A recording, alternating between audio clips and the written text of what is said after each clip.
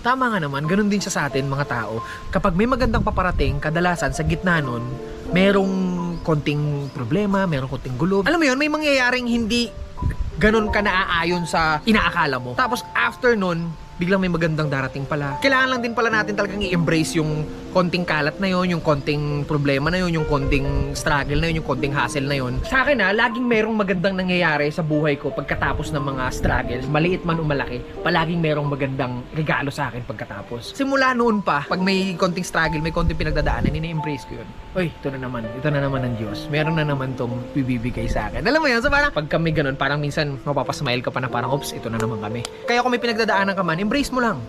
Steady ka lang kasi matatapos at matatapos din yan. Pansinin mo palagi na pagkatapos niyan, meron palaging magandang nangyayari basta hindi ka bumibitaw at naniniwala ka sa Diyos at naniniwala ka sa sarili mo, walang imposible.